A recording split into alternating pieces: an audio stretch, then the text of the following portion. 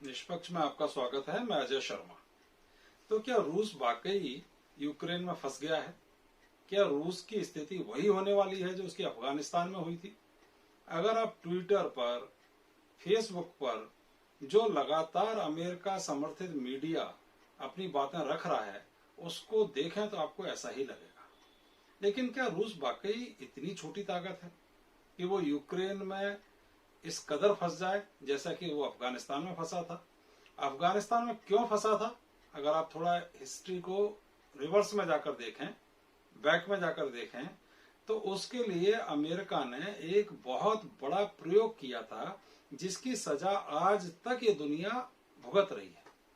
वो प्रयोग था आतंकवाद को धर्म के आधार पर डेवलप करना। ये तालिबान का जो विकास हुआ, या जिसे हम इस्लामी टेररिज्म कहते हैं, इस्लामिक टेररिज्म कहते हैं, वो पूरी तरह से अमेरिका की इस दुनिया को देन है। और उसके लिए पाकिस्तान मोहरा बना था, पाकिस्तान के माध्यम से सब उसने किया था। लेकिन क्या वैसी ही स्थिति यूक्रेन में होगी? क्योंकि अमेरिका और उसके सहयोगी देश लगातार यूक्रेन को मिसाइल्स इत्यादि की सप्लाई कर रहे हैं, और रूस जैसी कि उम्मीद की जा रही थी कि बहुत जल्दी यूक्रेन पर कब्जा कर लेगा, वो ऐसा नहीं कर पा रहा है। तो क्या रूस फंस गया है?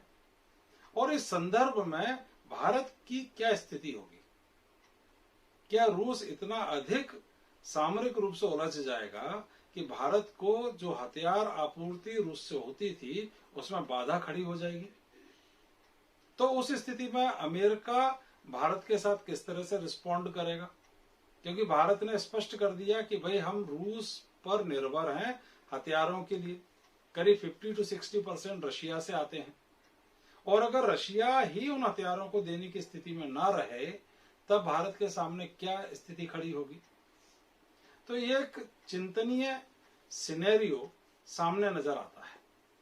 लेकिन अगर हम रशियन मीडिया या रशियन ऑफिशियल्स की तरफ, उनकी तरफ से आ रहे स्टेटमेंट को सुने तो वे ये कहते हैं कि यूक्रेन में रशिया युद्ध नहीं लड़ रहा है, बल्कि एक स्पेशल ऑपरेशन को अंजाम दे रहा है।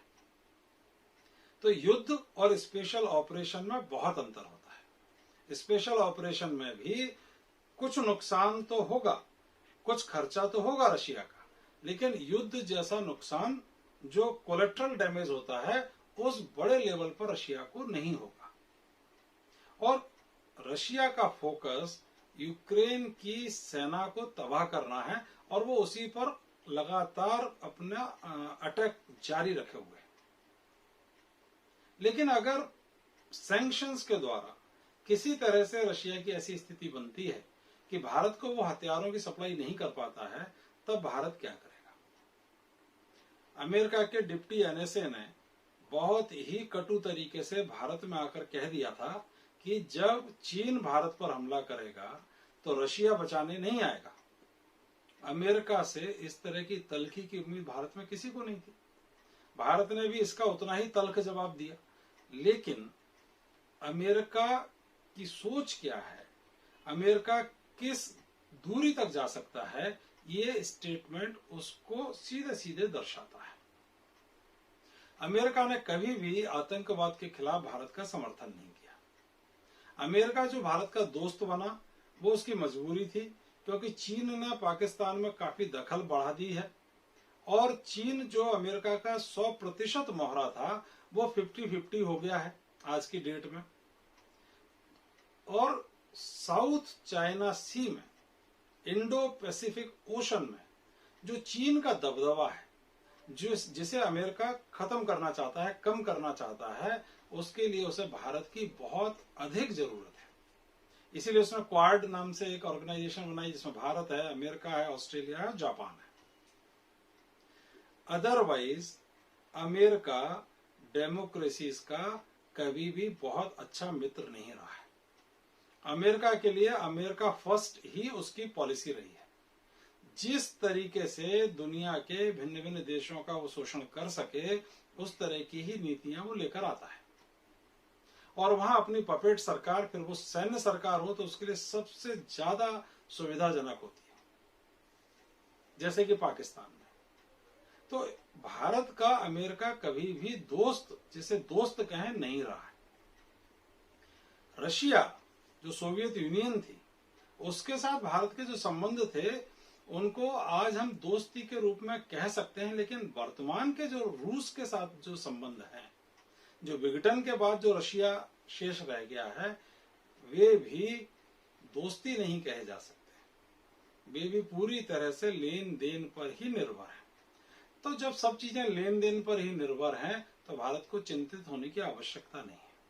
अगर भारत आर्थिक रूप से मजबूत है, भारत की आंतरिक सुरक्षा अगर मजबूत है, भारत चूंकि एक बहुत बड़ी आणविक शक्ति है, इन सब को मद्देनजर रखते हुए भारत को किसी भी तरह से चिंतित होने की आवश्यकता नहीं है।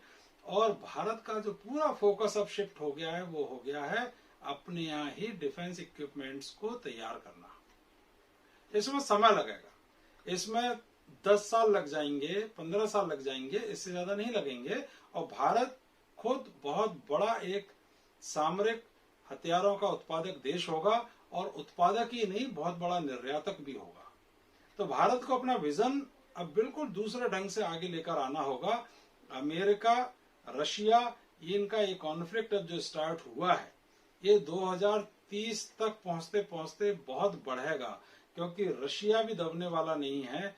उसकी ताकत से यूरोप बेचैन है, और यूरोप के देश नाटो के अंतर्गत अधिकांश आते हैं, जो कि अमेरिका के साथ हैं। तो ये कॉन्फ्लिक्ट चलेगा। और इधर चीन भी दोबारा से उठकर खड़ा हो रहा है। कोरोना से जो उसकी इमेज खराब हुई थी, उसको वो सुधारने की कोशिश में लगा है, और चीन का भी राइज होगा। ये आने वाली वैश्विक परिस्थितियां बहुत ही कॉम्प्लिकेटेड होने वाली हैं। ऐसे में भारत को किसी भी देश पर निर्भर नहीं होना है, चाहे वो रशिया हो, चाहे अमेरिका हो। भारत को आत्मनिर्भर होना होगा। जो भी हथियारों का प्रोडक्शन करना है, भारत को अपने देश के भीतर करना है। अभी जितना कुछ लेना है मित्र देशों से वो ले सकता है, लेकिन आने वाले समय का एक रोड मैप भारत बना रहा है, और वही भारत को आगे बचाएगा।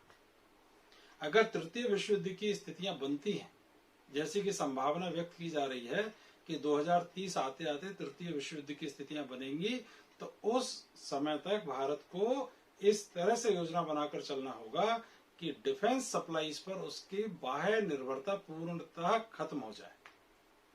तो ये सारी स्थितियां हैं। Global politics, global scenario, global war scenario बहुत रैपिडली चेंज हो रहे हैं। उस स्थिति में भारत को आत्मनिर्भर होने के अलावा और कोई दूसरा रास्ता है नहीं। हम लगातार इस पर नजर रखेंगे। आप वीडियो को लाइक करें, अगर आपको पसंद आया है तो शेयर करें, सब्सक्राइब करें, और अपने कमेंट्स भी कमेंट सेक्शन में जरूर दें। Thank you very much.